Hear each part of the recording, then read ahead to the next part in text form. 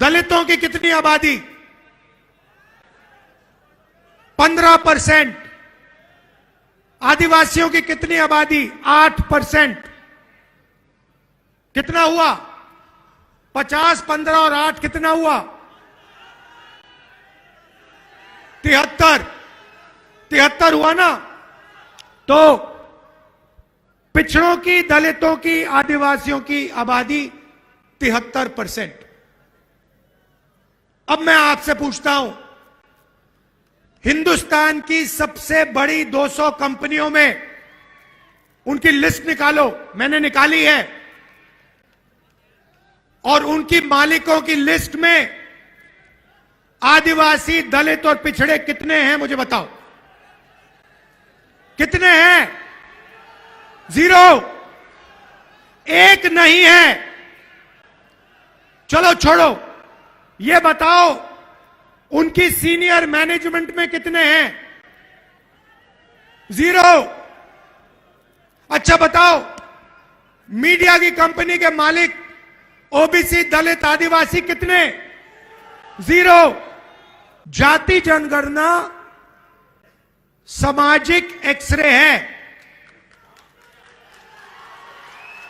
उससे सारे के सारे पिछड़ों को, दलितों को, आदिवासियों को, गरीब जनरल कास्ट के लोगों को पता लग जाएगा कि इस देश में क्या हो रहा है। और जाति जनगणना का मतलब आप समझो, सबसे पहले सब लोगों को बता देंगे कि भैया इस देश में पिछड़े कितने, दलित कितने, आदिवासी कितने, जनरल कास्ट के कितने।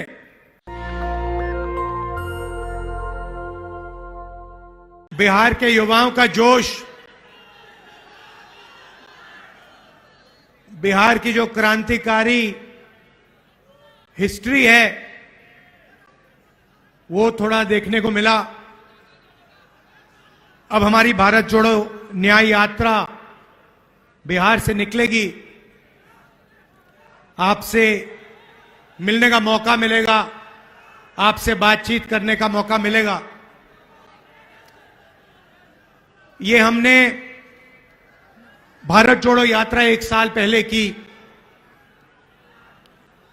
कन्याकुमारी से कश्मीर तक चले, 4000 किलोमीटर, हर रोज 20, 25, 30 किलोमीटर चलते थे 6 बजे उठकर, और लाखों लोग हमारे साथ चले। समुद्र के तट से शुरू किया, हिमालय तक पहुंच गए, पूरा देश देखने को मिला। युवाओं से बात की, किसानों से, मजदूरों से 7-8 घंटे बात होती थी, अलग अलग लोगों से बात होती थी। और फिर शाम को 15-20 मिनट ऐसे हम अपनी बात रखते थे। लोगों ने हमसे पूछा 4000 किलोमीटर चलने की क्या जरूरत हुई। कहा कि देखिए राहुल जी, 4000 किलोमीटर शायद पहले कोई चला नहीं है, आपको जरूरत क्यों पड़ी? मैं कहता था देखिए, पूरा का पूरा सिस्टम जो है, मीडिया का सिस्टम, हिंदुस्तान का सिस्टम चुने हुए लोगों के हाथ में है, नरेंद्र मोदी जी के हाथ में है। मैंने अभी प्रेस वालों को मित्र कहा, मगर हमारे मित्र विपक्ष की बात टीवी पे तो नहीं दिखाते, अखबारों पे तो नहीं दिख पढ़ाते। सही ना? वो टीवी पे आपको नरेंद्र मोदी जी का चेहरा दिखेगा, वो अदानी अंबानी का चेहरा दिखेगा, उसके साइड पे आपको ऐश्वर्या राय, अमिताभ बच्चन नाचते हुए दिख जाएंगे, डांस करते हुए, 2-3 क्रिकेट वाले दिख जाएंगे, मगर गरीब किसान, मजदूर, बेरोजगार युवा आपको नहीं दिखने वाला। जैसे हजारों किसान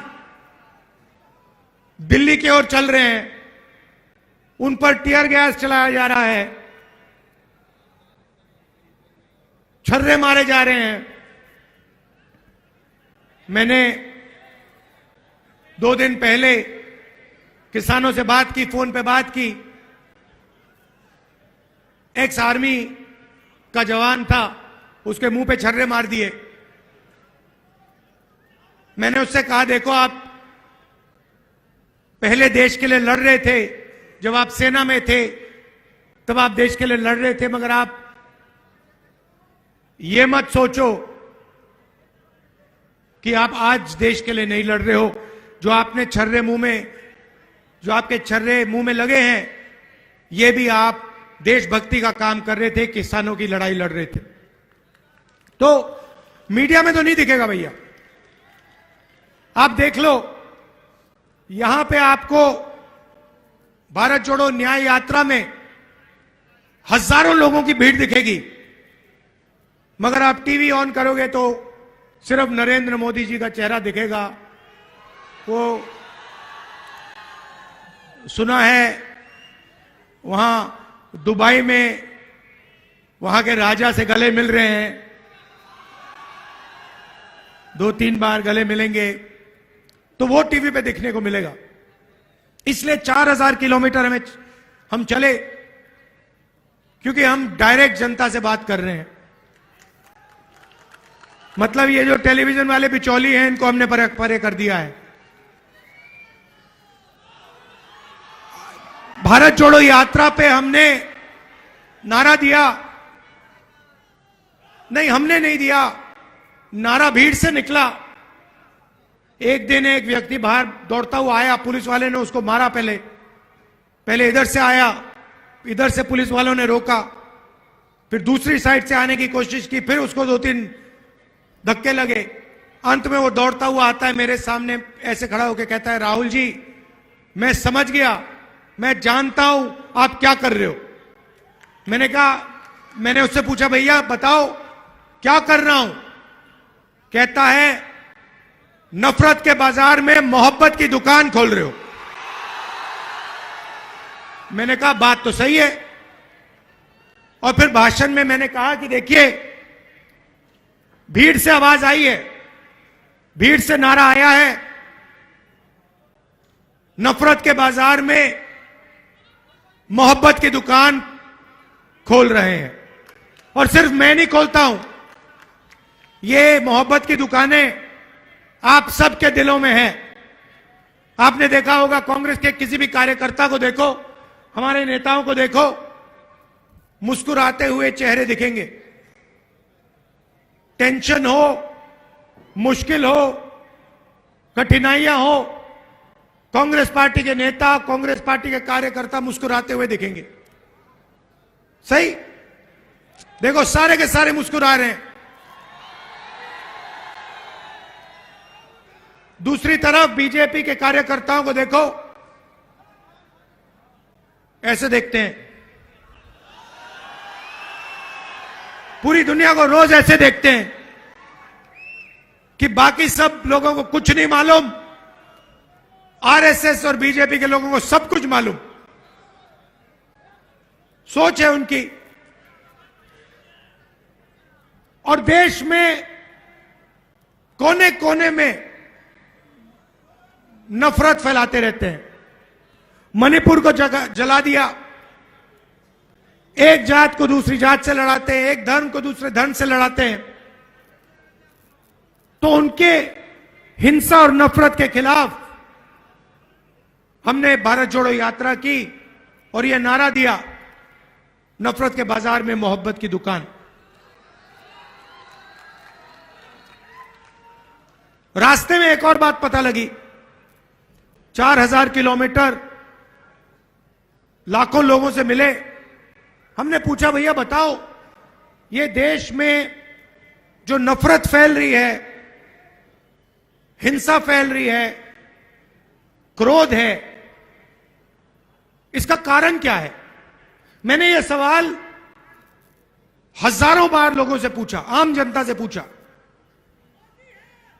नहीं, मोदी नहीं है, मैं आपको बताता हूं।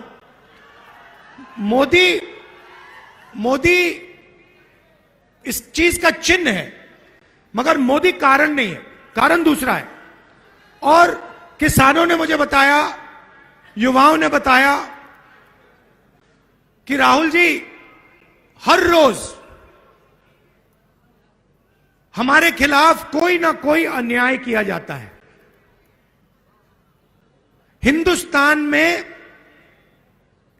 गरीब लोगों को, कमजोर लोगों को 21वीं सदी में न्याय नहीं मिल सकता, और इसका नतीजा नफरत और हिंसा है। और यह बिल्कुल सही बात है।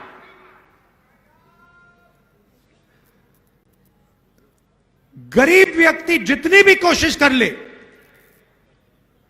किसान जितना भी चिल्ला ले, मजदूर जितनी जोरों से चीखे, उसे इस देश में मालूम है कि मुझे न्याय नहीं मिल सकता। रोज दिखता है उसको। आप देखिए,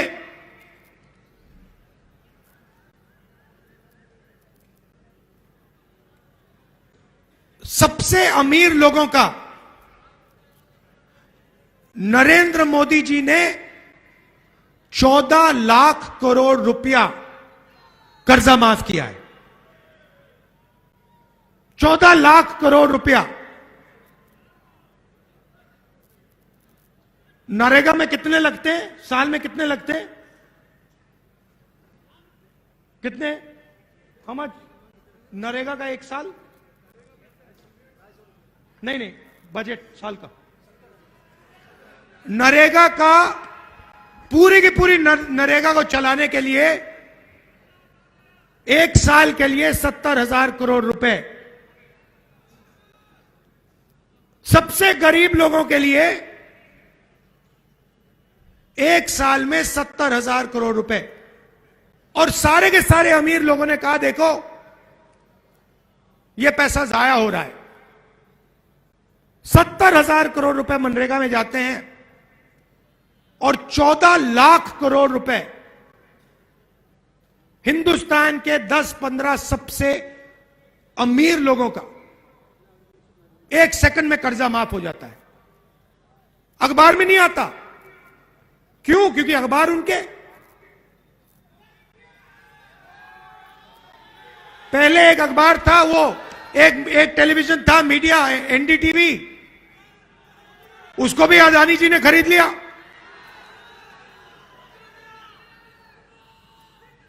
तो जहां भी आप देखें, किसानों की ओर देखो, युवाओं की ओर देखो, मजदूरों की ओर देखो, आपको अन्याय अन्याय दिखेगा। 21वीं सदी है। आर्थिक अन्याय, 40 साल से सबसे ज्यादा बेरोजगारी। ये हमारे सारे युवा ये टेलीफोन लिए घूमते हैं, ये चाइना में बनता है। इसका फायदा चाइना के युवाओं को मिलता है, रोजगार वो ले जाते हैं। और होता क्या है? चाइना का माल हिंदुस्तान के 10-15 अरबपति यहां बेचते हैं। चाइना के युवाओं को फायदा होता है, चाइना की कंपनियों को फायदा होता है, और हमारे यहां 10-15 अरबपतियों को फायदा होता है। और जो छोटे व्यापारी हैं, स्मॉल मीडियम बिजनेस वाले हैं, छोटे कारखाने चलाते हैं, उनके लिए क्या? उनके लिए जीएसटी, उनके लिए नोटबंदी। खत्म कर दिया सबको। आप किसी से पूछ लीजिए, यहां पे इंडस्ट्री हुआ करती थी, सारी की सारी बंद हो गई। बिहार के लोग बाकी प्रदेशों में जाके मजदूरी करते हैं, कॉन्ट्रैक्ट लेबर का काम करते हैं। यहां पे 4 लाख शिक्षा के मजदूरी कर रहे हैं, कॉन्ट्रैक्ट पे हैं, उनको एक दिन में निकाला जा सकता है। तो यह आपको सब जगह दिखेगा। अच्छा, मैं आपसे सवाल पूछता हूं, हिंदुस्तान में पिछड़ों की कितनी आबादी? कितनी? 50%। ठीक है। दलितों की कितनी आबादी? 15%। आदिवासियों की कितनी आबादी? 8%। कितना हुआ? 50, 15 और 8 कितना हुआ? 73 हुआ ना? तो पिछड़ों की, दलितों की, आदिवासियों की आबादी 73%। अब मैं आपसे पूछता हूं, हिंदुस्तान की सबसे बड़ी 200 कंपनियों में उनकी लिस्ट निकालो। मैंने निकाली है। और उनकी मालिकों की लिस्ट में आदिवासी, दलित और पिछड़े कितने हैं मुझे बताओ। कितने हैं? 0। एक नहीं है। चलो छोड़ो, यह बताओ उनकी सीनियर मैनेजमेंट में कितने हैं? 0। अच्छा बताओ, मीडिया की कंपनी के मालिक ओबीसी, दलित, आदिवासी कितने? 0।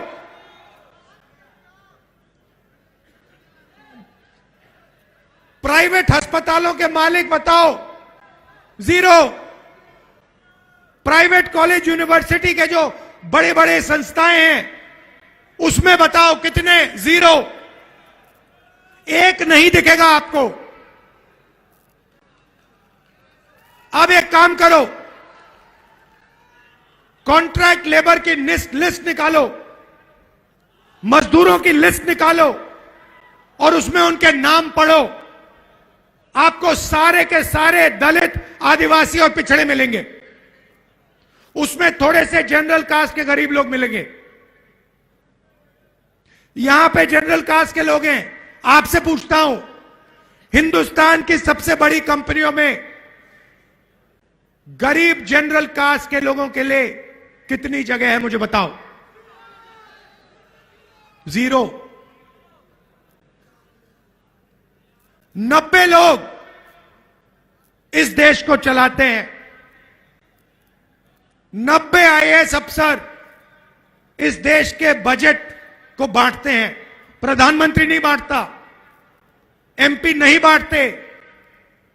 90 अफसर देश के बजट को बांटते हैं। वो चुनाव नहीं लड़ते कभी, वो परमानेंट रहते हैं। चाहे कुछ भी हो जाए, चुनाव कोई भी जीत जाए, हार जाए, कोई फर्क नहीं, ये 90 लोग वहीं के वहीं बैठे रहेंगे। मुझे बताओ, 90 में से 73% वाली आबादियों के कितने लोग? भाई और बहनों, 90 अफसरों में से 3 पिछड़े वर्ग के, उनको कोने में बैठा रखा है। 3 एससी और 1 आदिवासी। भाइयों और बहनों, अगर हिंदुस्तान की सरकार बजट में 100 रुपए खर्च करती है तो ओबीसी अफसर 5 रुपए का निर्णय लेता है। आदिवासी अफसर 100 रुपए में से 10 पैसों का निर्णय लेता है और दलित अफसर 100 रुपए में से 1 रुपए का निर्णय लेते हैं। मतलब अगर हिंदुस्तान की सरकार बजट में 100 रुपए खर्च करती है तो इस देश की 73% आबादी सिर्फ 6 रुपए 10 पैसे का निर्णय लेती है। और उसमें मैंने माइनॉरिटी की बात नहीं की, उनको अलग रखा है, वो भी 15% है। तो बात समझिए, आप वोट देते हो, आप अपनी सरकार चुनते हो, मगर 73% लोगों के लिए ना कॉरपोरेट इंडिया में जगह, ना मीडिया में जगह, ना बड़े उद्योगों में जगह, ना ब्यूरोक्रेसी में जगह, ना हाई कोर्ट में जगह। हाई कोर्ट का आंकड़ा मेरे पास है, 650 हाई कोर्ट के जज हैं। उसमें से अगर आप 73% वाले लोगों को देखो, 650 में से 100 हाई कोर्ट के जज या दलित या आदिवासी या पिछड़े वर्ग के। मतलब आबादी आपकी, जीएसटी का पैसा आपका, आप देते हो। आपने शर्ट खरीदी, ये जो गुलाबी शर्ट पहने हो, कितने रुपए की शर्ट थी ये? हाँ, 300 400 रुपए की शर्ट है। जितनी जीएसटी इन्होंने दी, उतनी ही जीएसटी इस शर्ट के लिए अदानी और अंबानी देंगे, उतनी। ये अगर 18% जीएसटी शर्ट के लिए देंगे, 18% अदानी देगा। इनकी आमदनी 50,000 रुपए, उसकी आमदनी लाखों करोड़ रुपए। जितनी जीएसटी ये देता है, उतनी जीएसटी वो देता है। वो महल में रहता है, वो हवाई जहाज में उड़ता है, मगर जितनी जीएसटी हिंदुस्तान का मजदूर देता है, उतनी जीएसटी अदानी देता है। यह अन्याय है। आपके जीएसटी का पैसा जाता है और आपकी कहीं भागीदारी है ही नहीं, ना मीडिया में, ना सरकार में, ना कोर्ट में, ना प्राइवेट अस्पताल वाले सिस्टम में, ना कॉलेज यूनिवर्सिटी वाले सिस्टम में, कहीं नहीं हो आप। आपके लिए एक नई कैटेगरी निकाली है, कॉन्ट्रैक्ट लेबर। एक दिन में आपको जूता मार के बाहर निकाला जा सकता है। वो है 73% लोगों की जगह। सुबह उठो, मजदूरी करो, और अगर बात अच्छी नहीं लगी, 1 मिनट में आपको उठा के बाहर फेंक देते हैं। 73% के साथ ये हो रहा है, पूरे देश में हो रहा है। इसीलिए मैंने जाति जनगणना की बात उठाई। मैंने कहा, देखिए, किसी को चोट लगती है, पहला काम डॉक्टर कहता है, भैया देखो हाथ में चोट लगी है, चलो एक्सरे कराओ। हुआ होगा आपके साथ, हुआ है? भैया एक्सरे कराओ। अगर आपका हाथ टूटता है और अस्पताल जाते हो, डॉक्टर कहता है मैं एक्सरे नहीं कराऊंगा, एकदम आप उसको पकड़ते हो, कैसे नहीं कराओगे? मुझे चोट लगी, आपको एक्सरे कराना पड़ेगा, क्योंकि एक्सरे से पूरा का पूरा पता लग जाता है। जाति जनगणना सामाजिक एक्सरे है। उससे सारे के सारे पिछड़ों को, दलितों को, आदिवासियों को, गरीब जनरल कास्ट के लोगों को पता लग जाएगा कि इस देश में क्या हो रहा है।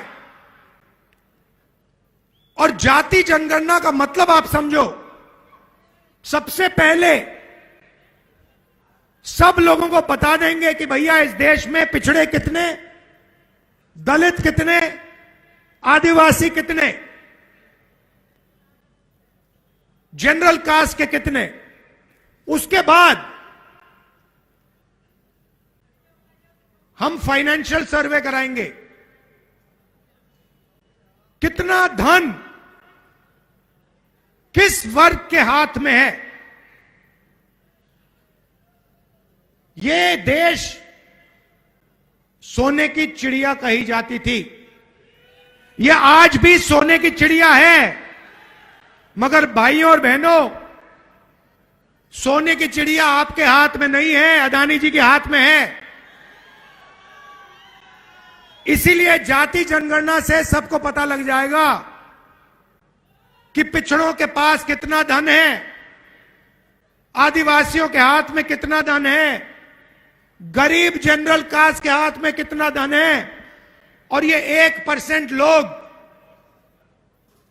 अरबपति लोग, बड़े बड़े ब्यूरोक्रेट्स, इनके हाथ में कितना धन है। दूध का दूध, पानी का पानी हो जाएगा। ये भाइयों और बहनों क्रांतिकारी कदम है। आजादी जैसे हुई थी, क्रांतिकारी कदम, सफेद क्रांति, हरी क्रांति, कंप्यूटर रेवोल्यूशन, बैंक नेशनलाइजेशन, वैसा ही एक क्रांतिकारी काम है। और मैं आपको बता रहा हूं, इसके बिना आप सब लोग भूखे मर जाओगे, कुछ नहीं बचेगा, ना रोजगार मिलेगा, ना आपके बच्चों के पास भविष्य होगा, क्योंकि 1% लोग पूरा का पूरा धन उठा के ले जाएंगे। इसीलिए मैं कह रहा हूं, सामाजिक न्याय का अगला कदम जाति जनगणना है, और कांग्रेस पार्टी इस काम को करके दिखा देगी। कुछ ही दिन पहले हमने एक ऐतिहासिक कदम उठाया। पहली बार हिंदुस्तान की हिस्ट्री में हमने कहा कि हिंदुस्तान के किसानों को हम लीगल गारंटी दे के एमएसपी देंगे। कानूनी गारंटी वाली एमएसपी कांग्रेस पार्टी हिंदुस्तान के हर किसान को देने जा रही है। ऐतिहासिक काम है। जैसे ही मैंने जाति जनगणना की बात की, नरेंद्र मोदी जी कहते हैं हिंदुस्तान में जात तो है ही नहीं, एक अमीर है एक गरीब है, दो ही जात हैं। पहले कहते थे मैं ओबीसी हूं, अब कहते हैं दो ही जात हैं। हमने एमएसपी की गारंटी दी, बीजेपी के लोग कहते हैं कांग्रेस पार्टी ये कर ही नहीं सकती। पहले हमारे बारे में कहते थे कांग्रेस पार्टी किसानों का कर्जा माफ नहीं कर सकती। 72,000 रुपए कर्जा माफ करके हमने दिखा दिया, 2 मिनट में दिखा दिया, 10 मिनट लगे उसको करने के लिए। तो यही भारत जोड़ो यात्रा का लक्ष्य है कि हम सामाजिक न्याय, आर्थिक न्याय, इन चीजों की बात करें और इन चीजों की लड़ाई लड़ें। बीजेपी ने राम मंदिर का उद्घाटन किया, देखा आपने? मुझे बताओ, टीवी आप सबने देखा, आपने उद्घाटन में एक गरीब व्यक्ति का चेहरा देखा? अंबानी दिखे, अदानी दिखे, अमिताभ बच्चन दिखे, नरेंद्र मोदी दिखे, हिंदुस्तान के सारे सारे अरबपति दिखे, किसान दिखा, मजदूर दिखा, बेरोजगार युवा दिखा? तो फिर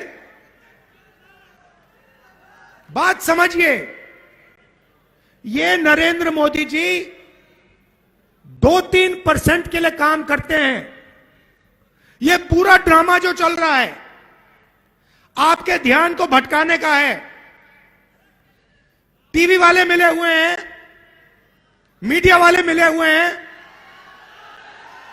अदानी, अंबानी, नरेंद्र मोदी, ये 10-15 लोगों की टीम है और इनका काम आपसे आपका जो जीएसटी का पैसा है वो छीनने का है, वो लेने का है और 24 घंटे आपके ध्यान को इधर उधर करने का है।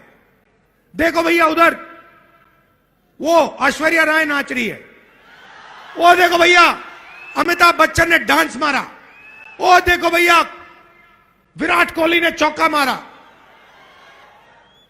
ओ भैया देखो पाकिस्तान में लड़ाई हो गई, ओ देखो चाइना में ये हो रहा है, मगर हिंदुस्तान में कितनी बेरोजगारी है उसके बारे में नहीं बोलेंगे। जीएसटी का पैसा कहां जा रहा है उसके बारे में नहीं बोलेंगे। जाति जनगणना उसके बारे में नहीं बोलेंगे। किसान की एमएसपी उसके बारे में नहीं बोलेंगे। कॉन्ट्रैक्ट लेबर उसके बारे में नहीं बोलेंगे। कभी नहीं दिखेगा मीडिया पे, दिख ही नहीं सकता, वो आपका है ही नहीं, वो आपका है ही नहीं।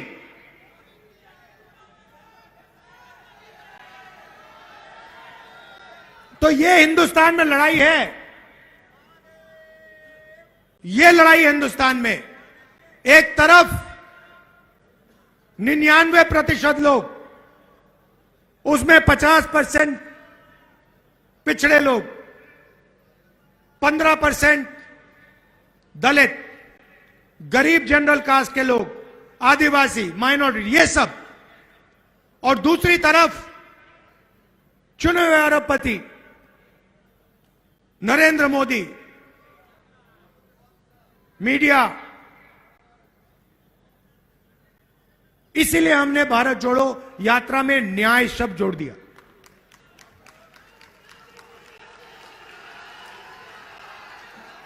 आप सब आए, इतने प्यार से आपने मेरी बात सुनी,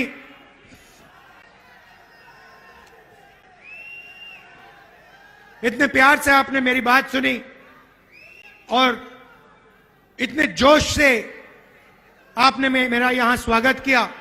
दिल से आपका धन्यवाद करना। नेशनल दस्तक की आपसे गुजारिश है कि अगर इसको बचाना चाहते हैं तो नेशनल दस्तक को सब्सक्राइब करने के लिए रेड कलर के सब्सक्राइब बटन को दबाएं, फिर बेल आइकन की घंटी दबाएं। नेशनल दस्तक को बचाने के लिए बहुत जरूरी है कि हर खबर को शेयर करें, लाइक करें, कमेंट जरूर करें।